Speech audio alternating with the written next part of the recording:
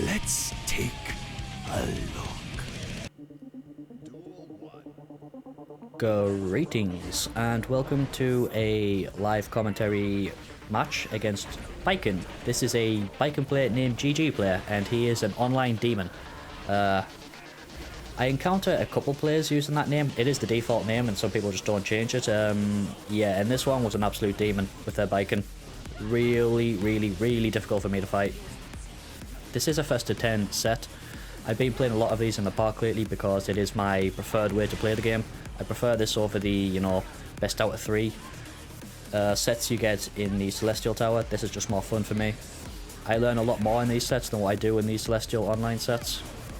And there's just a lot more room for adaptation in long sets like this, and I think it's just a more dynamic experience, constantly adapting to one another, changing what you're trying to do, trying to make reads on your opponent, just learning new techniques, experimenting. It's a lot of fun playing like this, and I kind of want to start doing more content like this. I used to do content like this a while back, but yeah, I kind of stopped because these videos, it's not that these videos take too long to edit, I just think in terms of content creation, these videos don't do as well in regards to like video format.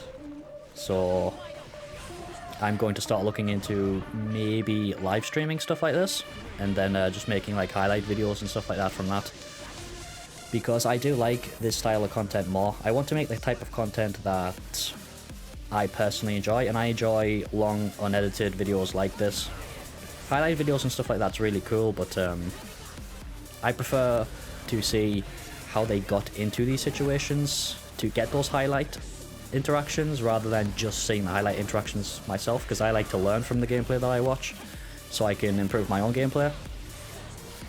So I kind of want to just, make the content that I like to watch. So I am going to look at more into live streaming. I have got most of my components. I'm just waiting for my what's it called, audio mixer, and then I've got to figure out how in the hell I have to set all this stuff up. I've got everything, mostly everything right now, face cam, capture card, better microphone, 2 PCs, so hopefully once it's all ready and good to go, I will start live streaming. Cause there is a lot of games this year that I'm very much interested in playing. The big 3 for me right now is Street Fighter 6. Obviously, I think I'm going to probably give JP a go first, as he is the character I'm most interested in. I do want to give Blanca a go, but I'm not expecting to like him very much because of the charge inputs. And Dalsum, I might have to... Well, I did say earlier on in one of my previous videos that I'm going to kind of give everybody a go, and I am, but I think those 3 characters, one of those 3 is probably going to be my main. And we do have Mortal Kombat 12 coming out at some point in this year, which is very exciting. I can't wait to see what they're actually going to do with Mortal Kombat 12, because Street Fighter has been knocking it out of the park lately with all of their reveals. Excellent character designs, excellent themes, an actual properly functional playable campaign, which is something you don't really see very often in fighting games. It looks like it's going to have a pretty good rank system. It's got a fantastic dojo system. Street Fighter is just doing everything right now, so Mortal Kombat, I think, has to come out swinging if it wants to compete with Street Fighter this year, because Street Fighter is just looking phenomenal. I haven't played it yet, and I'm really eager to give that game a go because it just looks phenomenal. But I have to confess, I am more of a Mortal Kombat player than I am a Street Fighter player. I can't even remember the last time I played a Street Fighter. I think it was the PlayStation 1 era, so it's been a very long time since I played a Street Fighter. But I have played pretty much every single Mortal Kombat ever made, except from a couple, like the platformers and stuff like that. But the 3D era games I played, PlayStation 1, PlayStation 2, played all of them. It's just like the Sub-Zero Mythology series, or whatever it was called. And there was a Jax one, like a Jax beat-em-up game that I didn't play. I did play Shaolin Monks as well. I actually really like Shaolin Monks. I'm kind of disappointed they never made a sequel to that. So I'm hoping Mortal Kombat has something very crazy in store with their reveal, especially considering this Mortal Kombat has been in development a lot longer than any of the previous Mortal Kombat games. Sorry, but yeah, I'm really hoping they've got something special lined up. It would be cool if they could bring back Conquest mode, you know, like their own open world-ish campaign to compete with Street Fighter. I don't know if they'll do that, but yeah, I'm expecting big things. I might actually make a live commentary video going over my, what is it? My wish list, so to speak, for Mortal Kombat 12, because I really did not like Mortal Kombat 11. There was a lot of stuff in that game that just wasn't for me. I don't like how they simplified it and dumped it down. My favourite thing to do in Mortal Kombat 10 was, no joke, just lab characters. That was it. I can't tell you how much time I spent labbing Reptile and Melina and, oh god, who did I play? I played so many characters. Quan Chi, Shinnok, Ermac, Kenshi, Predator, Goro, Sub-Zero, Scorpion. I labbed so many characters in that game. I barely even played online, and in all honesty, it was so fun to lab characters in that game. But Mortal Kombat 11, and it never felt right, honestly. It just felt too simple, and I detested, vehemently despised that breakaway system. I know it got better later on in the game when they started adding like special moves on normals that were breakaway safe. I don't know how else to word it, you know, like you couldn't break combos if you structured them in a certain way, but not every character got access to that stuff, so it was always kind of a problem. It just got slightly less of a problem, I think, as the game went on. But yeah, I'm really hoping they go back down the more complex route, because that's what all the major fighting games are doing. Street Fighter's doing it, Tekken's doing it with Tekken 8. I haven't played a Tekken game in a long time as well, so I'm really looking forward to that. But I don't think Tekken's coming out this year. It's probably going to come out late next year, probably, maybe. So I'll be giving that a go as well when that comes out. Don't have a clue who I'll play in Tekken, honestly. Oh god, I can't even remember what the last Tekken was. It's been so long. It's like Soul Calibur. Oh no, I remember the last Soul Calibur. The last Soul Calibur was the one with Yoda in it, because I hated that character so much you could never hit him. But yeah, there's so many good games coming out that I'm looking forward to. Baldur's Gate 3. Well, Larian Studios is just one of my favourite developers out there right now. They just make very good games. The Divinity Original Sin series was the series that got me into, you know, like turn-based RPGs, so I'm very much excited to see what they're going to do with that game. But I am mainly into fighting games right now, so Street Fighter and Mortal Kombat, and to a lesser extent Tekken, are the games I'm really looking forward to. And hopefully I'll get everything set up so I can live stream them and make the type of content that I want to make. But with that said, I just wanted to get some of the news, so to speak, out the way, and we'll start watching this. This was a very close set. I kind of got thrashed early on until I started making some adaptations, but this Baiken was really troublesome for me to beat. I don't think this matchup is particularly hard for Testament, but I don't think it's easy either. I think it's very even. You have the tools to keep Baiken out, but Baiken also has the tools to get in, so, you know, both characters, it basically comes down to which character can get their win state first, and then you win.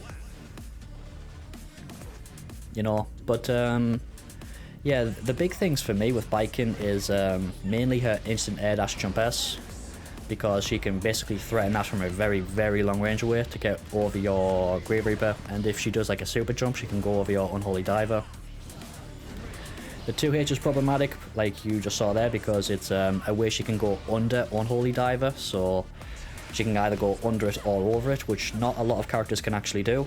And she has Kabari. The HS Kabari specifically is a very good mid-range tool for Baiken, because without that option, she doesn't really have a grounded normal other than 2H that she can use to cover whatchamajiggot, like contest Testament at that range, because Testament's Far S is very strong. Baiken doesn't really have an option that she can use to kind of cover that kind of range other than Kabari, but Kabari is very good at doing what it does. And Tatami is also particularly good at killing Grave Reapers, so although you can zone her, she can kind of kill your projectiles pretty well, or go through them, or go around them if she wants to. You know, if Baiken knows what she's doing, she can make it a very, very, very tricky game. What am I talking about? She can make it a very tricky match for Testament. But same thing goes the opposite way as well. Testament can be very tricky to fight when you don't know how to fight her, because those projectiles are very, very annoying.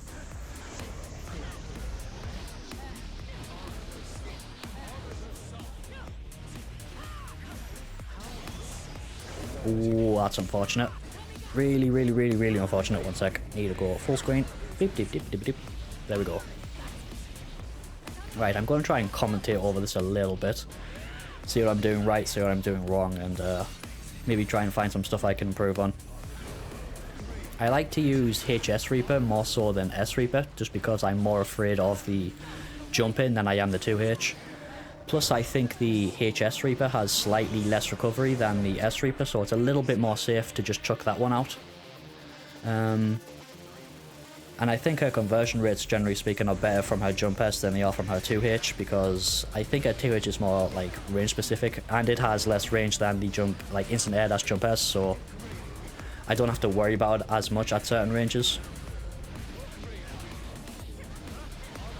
Not bad, not bad, not bad, not bad. Her biggest threat on the ground to me, honestly, is Kabari, but once again, Kabari doesn't have the same range as instant air dash jump S, unless she's going to go into the follow-up, which is unsafe on block, and I don't mind it when she does that, honestly. It's a free knockdown, a free safe jump if I want to go for it, or a free projectile setup. Whatever I want, really. Right, situation like that is pretty good, because the S Grave Reaper and the HS Grave Reaper can catch her like dash blocking into it, so it has to kind of force her into the air. So in scenarios like that, I don't really have to worry too much about her ground options, it's just her air options. Unfortunate, didn't block that super. And now I get put into the mix of death. Her throw has to be the best in the game, or one of the best. Her mix from it is very, very, very, very, very scary. And I'm not FDing a lot in this set. I really should be FDing more, but like I said in the previous video, I hurt my hand playing Mei. I used my pinky finger to hit the FD macro I have on my hitbox, and yeah, I injured that finger playing Mei, so I can't FD too much. Technically, I could have did the, you know, the manual FD where you press 2 attack buttons, but I don't like using that option because I always get a button and then I get counter hit and then I die, especially against a character like Baiken who can absolutely destroy you, like take massive chunks of your health with a counter hit. I don't like using the manual FD.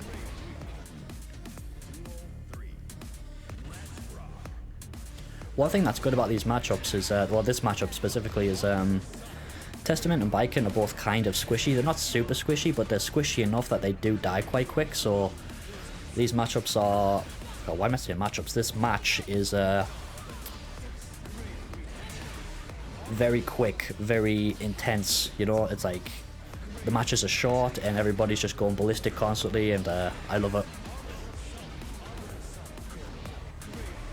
Oh, that's unfortunate. She almost jumped into that. That would have been mint.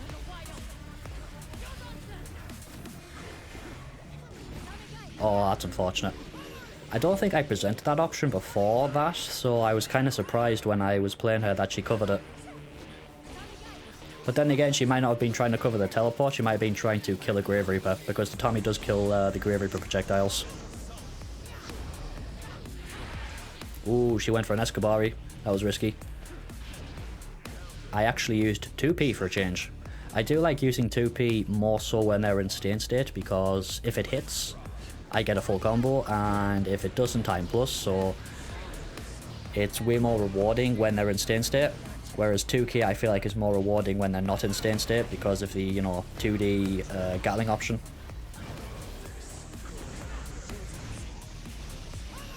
Very good movement by the Baiken. She's not playing too aggressively, she's, you know, waiting until she's in range where she can threaten an option, and then, you know, playing around my projectiles very well.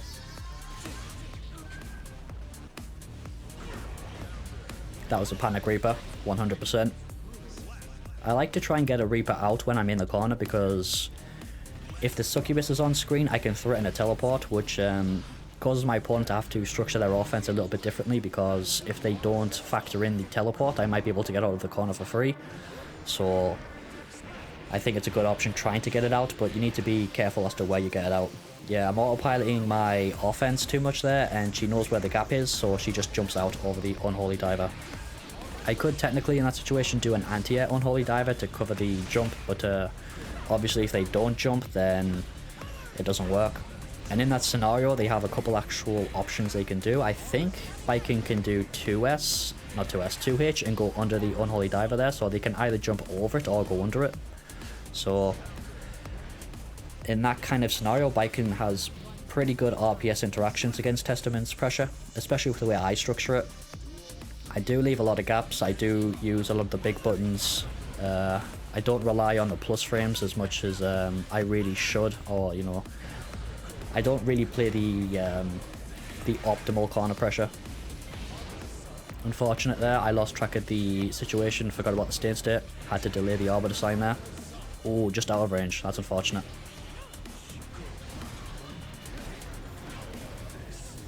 One thing I was impressed about is, it's quite a simple thing, but when Baiken was jumping, she wasn't constantly hitting jump normals.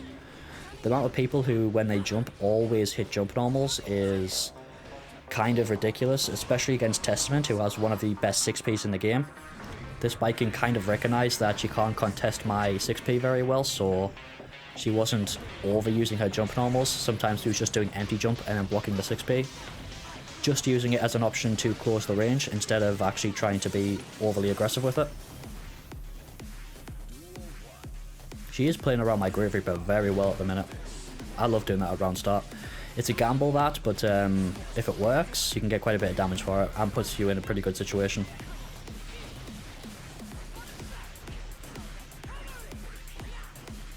How did I get out of this? Oh, 6P. Nice. Sometimes I think, depending on the height of the dash thing that they do with that rope, 6P doesn't work because the jump S hits under the... Well, not doesn't hit under the invincibility, it hits the lower hurt box of 6P. So I think I got lucky in that situation. Was expecting a burst, they didn't go for it. Oh, I got lucky there, very lucky. They did do the parry, I just accidentally delayed the 2k. Yeah, got to be careful when she has meter. That gun super is an always present threat, especially when you're in the corner. A lot of Baiken players, if you know, burst them when you're in the corner and they have super, they might do the gun super just to get a free wall break, expecting you to overextend, especially with Testament where you want to chuck out your projectiles. It's usually a safe bet that Testament is going to try it, so it's not a bad option. Yeah, I kept trying to backdash the instant air dash jump S. Spoiler alert, it does not work. Ever.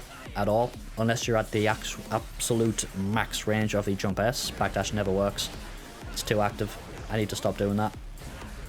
Oh, that's really unfortunate. That made me very salty right there. I hit 2k and I got counter hit by the 6B.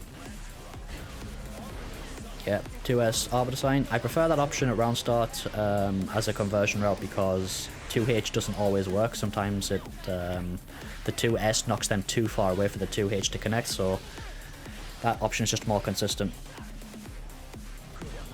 And I think it knocks them good super, very good super, wasn't expecting it. I think it knocks them slightly further away than what 2S counter hit S Reaper does, so it just creates a little bit more space for me to work with.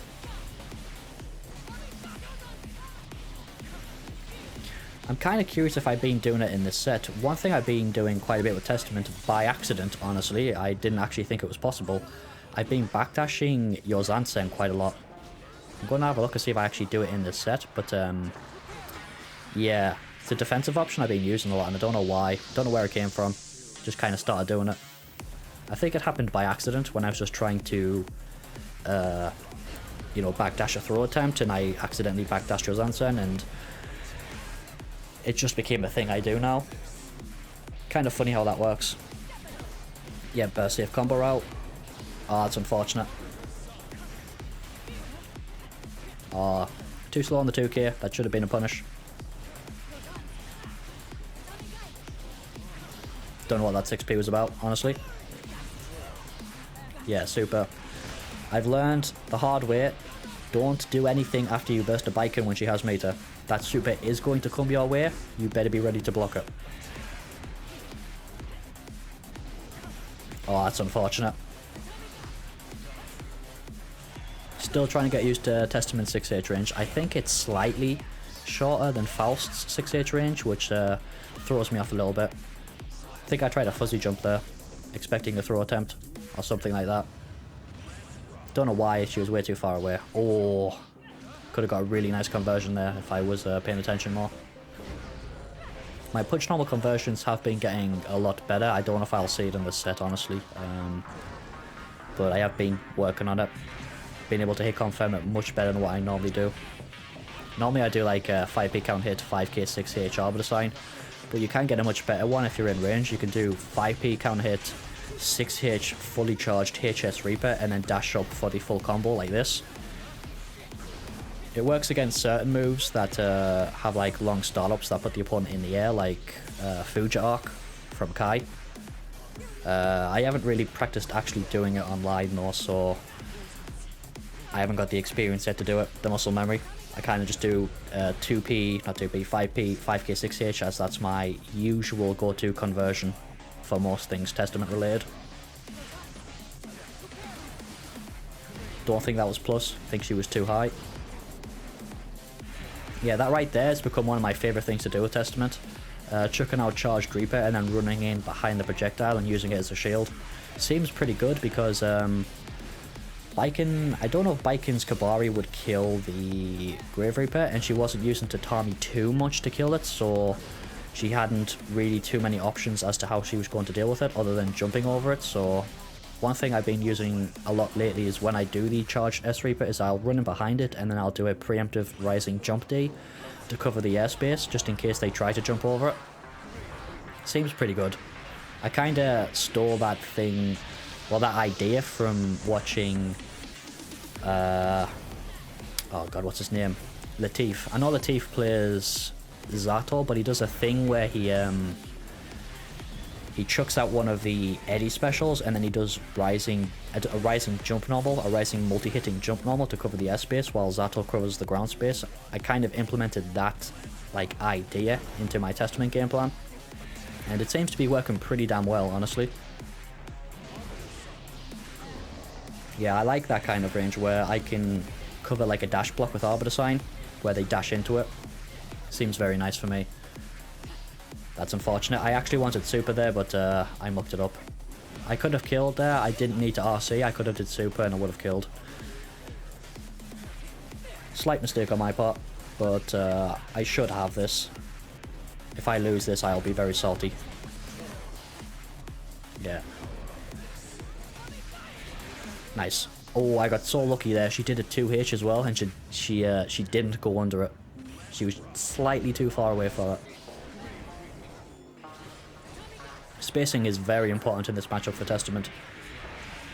Being able to, you know, be outside of Kabari range and 2H range and outside of like jump S range is very important. I haven't kind of figured out the exact ranges I need to be yet, so I need to work on that a little bit more.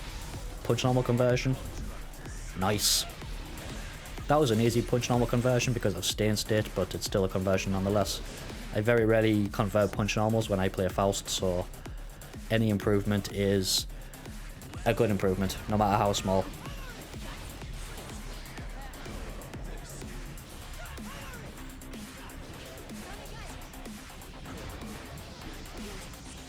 Yeah, I think I should be chucking out HS Reaper a little bit more. Yeah, see, that's what you gotta watch out for every single time. If a Baiken has meter, they are going to do that. Yeah, I think I should be chucking out H Reaper a little bit more because Baiken seems to be preferring the air approach at the moment, more so than the ground approach. Oh, that's unfortunate. So yeah, I think that option there, HS Reaper over S Reaper, should be my go-to at the moment. Thankfully, her gun super isn't invulnerable, so my Arbiter Sign beat it there, luckily. She did 2S there, I did 2S as well. I think my 2S beats her 2S at round start, I just mistimed it, I think. Spam the 6H. If you're not going to hit 6p, it's a free corner pressure. tool because you can't jump out of it at that range, and well, technically she could have probably mashed, but yeah, she was just blocking, so if I can get away with it, I'm going to spam it.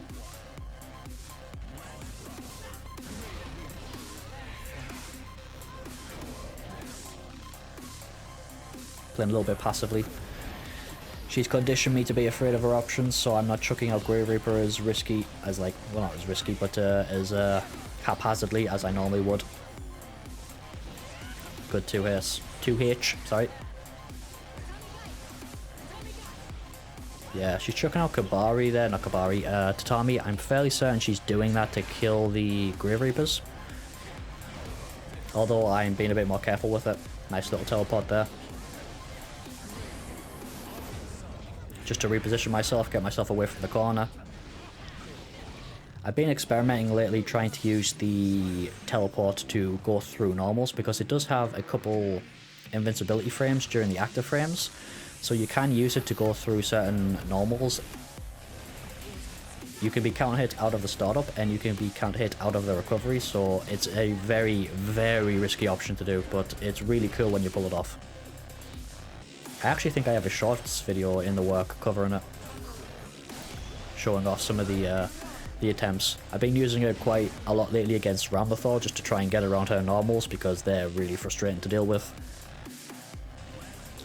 I don't think it's a very strong option. I think the risk reward is imbalanced in favor of the risk, so I'm not going to try and overuse it, but if I can implement it a little bit just to have it as a threat would be very good. Good 2p there to check her in the corner. That's unfortunate. That could have been a massive combo. Did I catch her? No. I think my super buffering technique is a little bit too obvious. I'm always worried when I do it that my opponent thinks I'm teabagging because it looks like I'm teabagging when I do it. I'm not, I'm just buffering super in a... I don't know if it's an unusual way, but it just looks weird when I do it.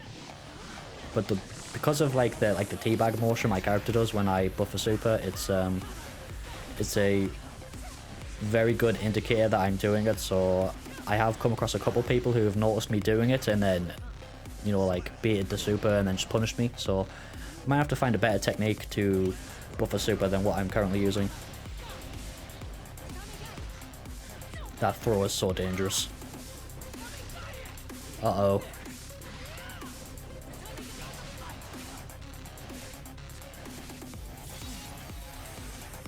Would be so much easier to deal with it if I was FDing.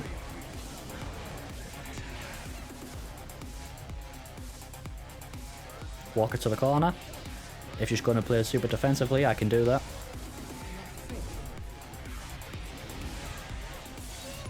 At ranges like that, I prefer 6H in that type of combo route because it's just easier to do than the Arbiter Sign. I sometimes muck up the Arbiter Sign timing and I don't get it, so 6H is just more consistent for me. But I will use the Arbiter Sign if I'm too far away for the 6H. Free 5D conversion thanks to Stain State. Awesome. Don't use that option too much. I like to be a little bit more sparing with it, so when I do use it, it almost always works. Since I usually just use Stain State for combo extensions on hit and plus frames on block. You know, I don't really try to do too much in the way of mix-ups when they're in Stain State. Just try to apply pressure with it. Apply pressure, frustrate them into making mistakes. Nice super there. I love doing that with Testament. It's something I would never really do with Faust because his super input's a bit more tricky to do in like block strings like that, and I feel his super is less rewarding than what Testament's super is, so I don't really use it too much. Don't know why I backdashed there after the blue RC. My brain decided it wanted to be funny for some reason and do something stupid, but luckily she was almost dead, so it wasn't too bad.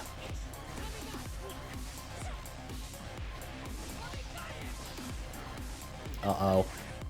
The throw.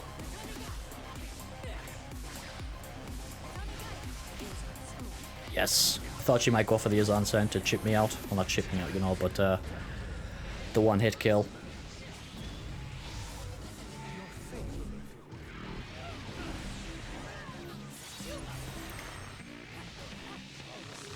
Ah, if I did a safe jump there, she was dead. Even though I've been playing Testament now for about, what, 2 months? Her meter gain rate is still surprising us, honestly. I can't believe she builds meter as fast as she does. So quick. Find it kind of funny that she would choose to burst on the 5k on a jump cancelable normal, when she could have waited for the 6h and then burst.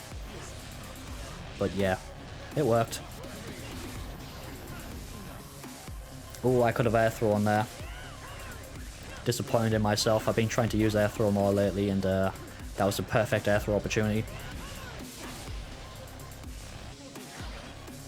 Backdashing a lot because I'm terrified of that throw. Yeah, I should have seen that overhead coming. She had meter, so regardless of whether it hit or not, it was just a good idea for her to do it.